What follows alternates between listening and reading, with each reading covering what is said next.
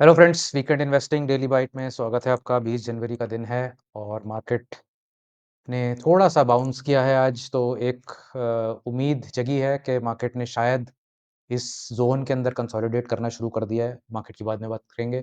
आज का टॉपिक है 450% जंप हुआ है 3 दिन में ट्रम्प कॉइन का। ये ट्रम्प कॉइन क्या है और मेरा व्यू क्या है इन कॉइन्स के बारे में, ये हम आज डिस्कस करेंगे। बहुत सारे जो यंग बच्चे हैं, यंगस्टर्स हैं, वो इसके अंदर फँसते चले जा रहे हैं और मैं अपनी कुछ राय देना चाहूँगा इस पर्टिकुलर इंडस्ट्री के बारे में। डिस्क्लेमर ज़रूर पढ़ें और सब्सक्राइब अगर नहीं किया है चैनल अभी तक तो मैं 5 सेकंड के लिए रुकता हूँ, प्लीज़ सब्सक्राइब कर लीजिए। चलिए, थैंक यू। तो मार्केट कहाँ हेडेड है? मार्केट रुक गई है, थम गई है। अभी के लिए मेरे ख़्याल से मार्केट का यहाँ पे थमना ही एक अच्छी इंडिकेशन है कि फर्दर वीकनेस अभी और नज़र नहीं आ रही है। और यहाँ पर एक 2 चीज़ें हो रही हैं। एक तो ये आज प्रेज़िडेंट ट्रम्प की जो इनॉग्रेशन होनी है, उन्होंने कहा है कि अगले 1 हफ़्ते में 100 से ज़्यादा एग्ज़ीक्यूटिव ऑर्डर्स निकाल दिए जाएँगे। तो उसमें अब इंडिया को ये देखना है कि इंडिया और चाइना के अगेंस्ट कोई टैरिफ्स बढ़ने की बात आने वाली है क्या? क्या कोई स्पेसिफ़िक इंडिया रिलेटेड या कोई स्पेसिफ़िक सर्विसेज़ रिलेटेड कोई ऐसा टैरिफ बढ़ने वाला है जिससे इंडियन कंपनीज़ को नुकसान होगा, ये अगले कुछ दिनों में पता लगेगा। उसकी कुछ इंडिकेशन मिलनी शुरू हो जाएगी और मेरा अपना पर्सनल व्यू है ऐसा कुछ नहीं होगा।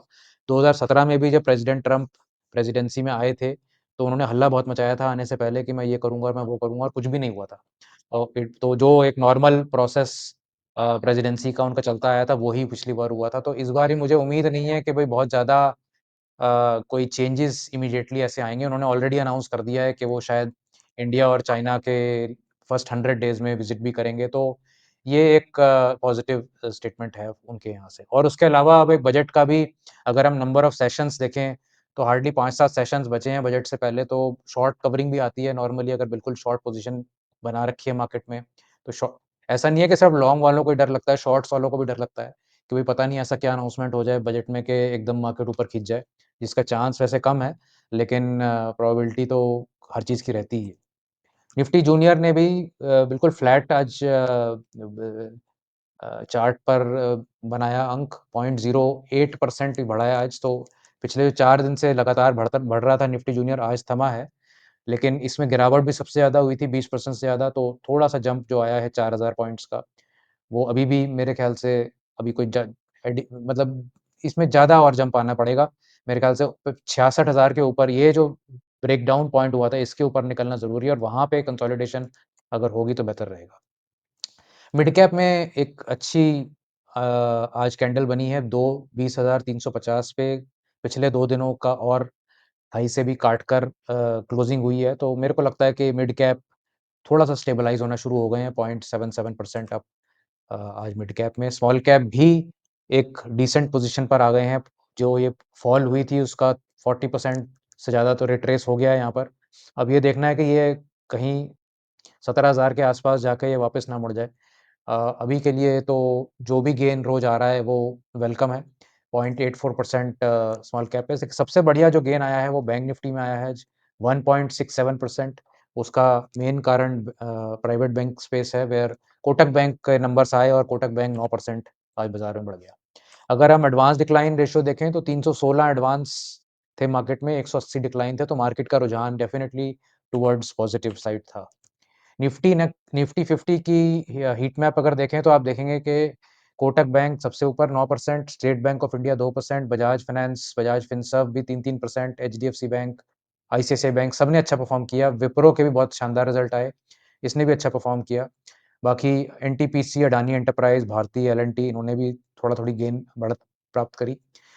TCS, Maruti, Mahindra, Tata, Adani port, Trent, ITC, Tata motors ये इन स्टॉक्स में कुछ गिरावट आई और इंश्योरेंस कंपनीज़ में भी आज गिरावट थी, एचडीएफसी लाइफ और एसबीआई लाइफ।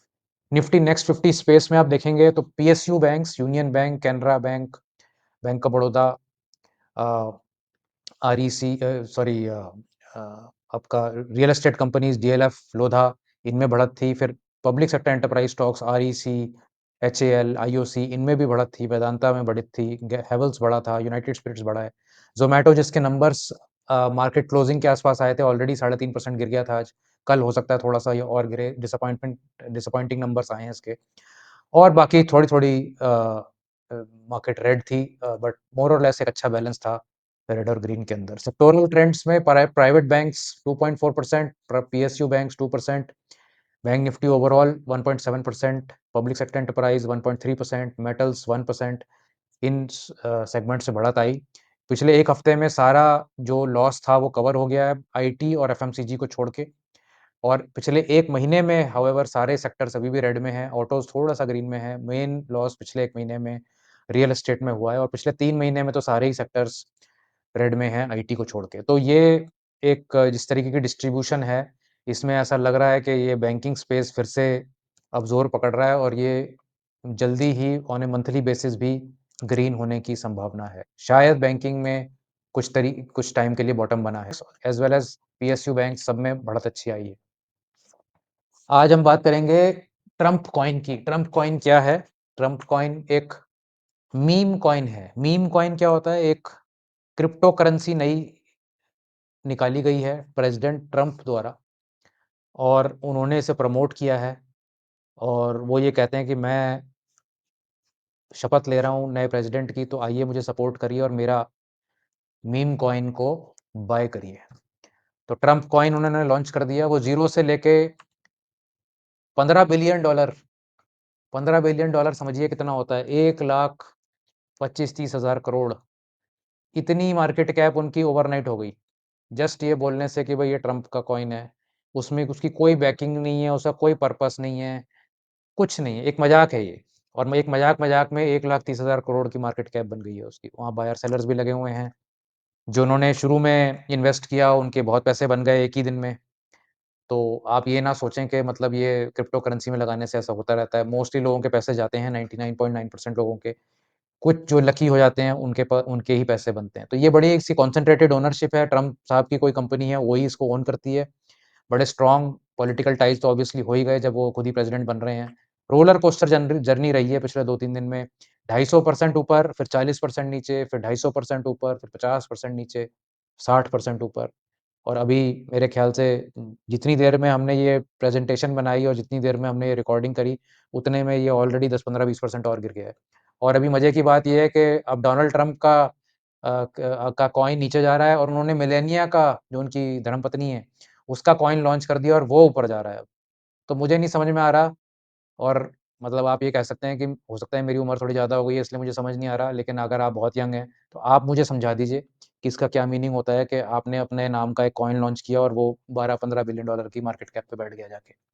तो मेरे हिसाब से ये सब मीनिंगलेस है, ये एक एक भद्दा मज़ाक चल रहा है पूरे वर्ल्ड के अंदर जहाँ के लोगों को फोमो क्रिएट करके उनका पैसा सक इन करा जा रहा है। क्योंकि इसका कोई अस्तित्व नहीं है। There is no backing to it, there is no fundamental to it and it is pure pure demand supply. वो ठीक है कि मोमेंटम पॉइंट ऑफ व्यू से एक डिमांड सप्लाई एक ऑक्शन मैकेनिज़्म बहुत ब्यूटीफुल चल रहा है। वो वहाँ तक मैंने बात बिल्कुल समझ ली कि एक मार्केट क्रिएट करी गई है। उस मार्केट का चाहे मीनिंग कुछ नहीं है, लेकिन एक मार्केट क्रिएट करी गई है और उसमें बायर भी आ गए और उसमें सेलर भी आ गए और डिपेंडिंग अपॉन द लिक्विडिटी आ रही है तो मार्केट ऊपर जा रही है, लिक्विडिटी जा रही है तो वो नीचे जा रही है। वहाँ तक ठीक है, लेकिन उसकी कोई बेसिस नहीं है।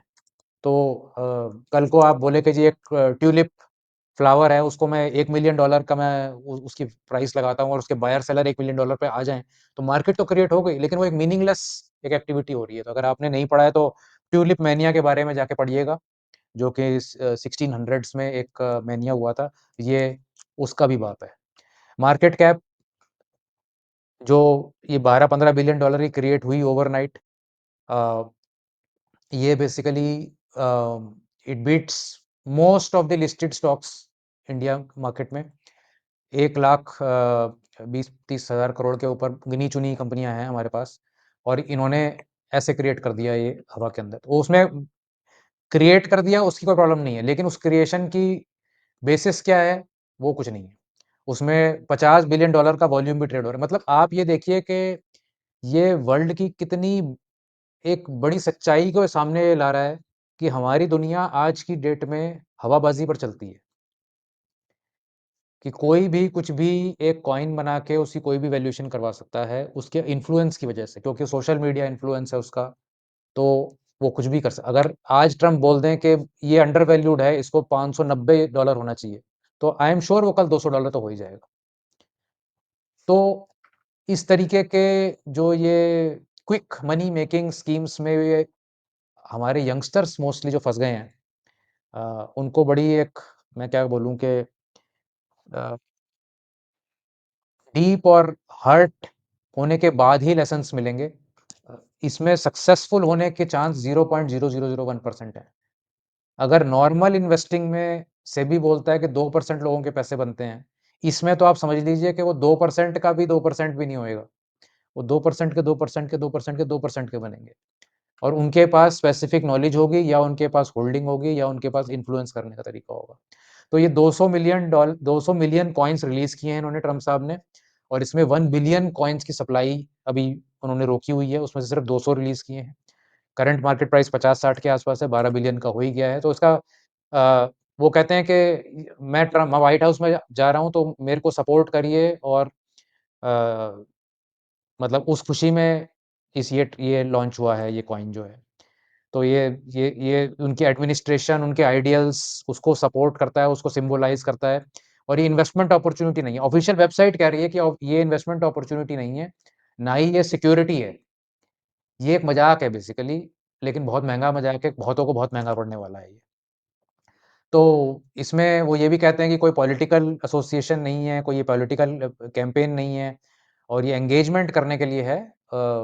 कहते वो ये हैं कि फाइनेंशियल स्पेकुलेशन के लिए नहीं है, लेकिन ये सिर्फ़ और सिर्फ़ क्रेज़ी फाइनेंशियल स्पेकुलेशन है। तो अब इसमें जो लोग इसकी निंदा कर रहे हैं, वो कह रहे हैं भई हाइली कॉन्सन्ट्रेटेड ओनरशिप प्रेज़िडेंट के पास ही उसकी ओनरशिप है और वही उसको चला रहे हैं और वही उसकी मतलब वही उसको ट्वीट करके उसको बढ़ावा दे रहे हैं और इंडिया में अगर ऐसा कुछ हुआ होता, तो इलेक्शन कमीशन और सुप्रीम कोर्ट ने तो अभी तक नोटिस निकाल दिए होते। लेकिन वो लैंड ऑफ द फ्री है, वहाँ कुछ भी करा जा सकता है, वो कुछ भी बोल सकते हैं, कुछ भी कर सकते हैं। तो बड़ा ही मतलब एक विचित्र सा सिचुएशन हुई हुई है वहाँ पे और ये उनकी सेकंड टर्म है ट्रम्प की, तो बड़े ज़ोर-शोर से आए हैं वो, उसके बाद अब और कोई टर्म तो होगी नहीं उनकी। तो सिक्योरिटी इश्यूज़ भी हैं, लोगों के पैसे ओवरनाइट गायब हो जाते हैं, तो ये बड़ी सिक्योरिटी इश्यूज़ हैं और लॉन्ग टर्म अभी ये क्योंकि फेड में है कि आज की डेट में ट्रम्प कॉइन चल रहा है, 1 महीने बाद, 2 महीने बाद हो सकता है कोई इसकी वर्थ ही ना रहे।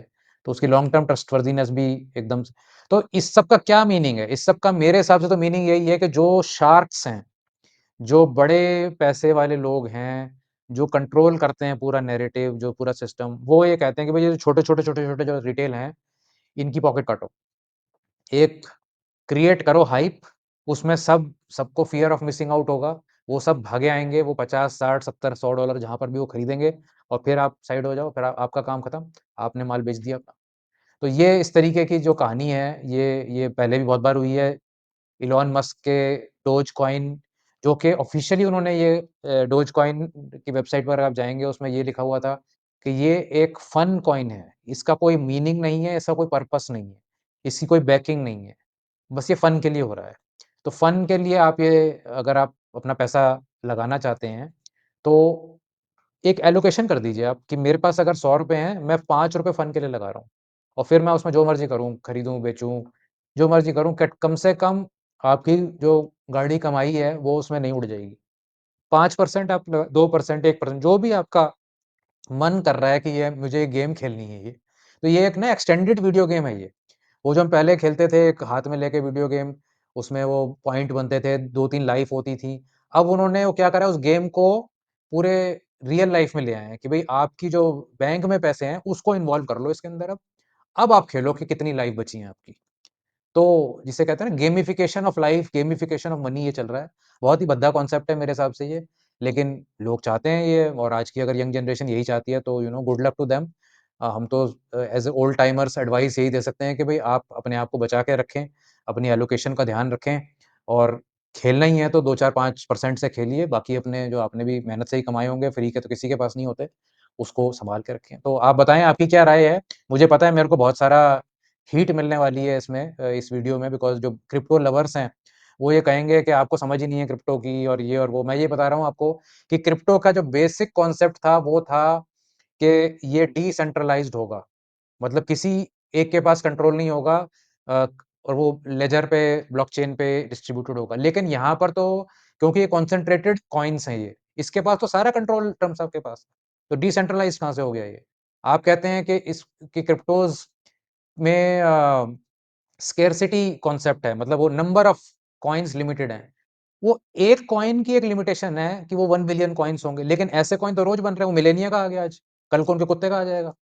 तो ये तो कोई लिमिट ही नहीं है इसकी, कि भई कितने आप कॉइन क्रिएट करेंगे, वो बिलियंस ऑफ कॉइन्स क्रिएट हो सकते हैं, तो अनलिमिटेड हो गए क्रिप्टो वर्ल्ड जो हो गया।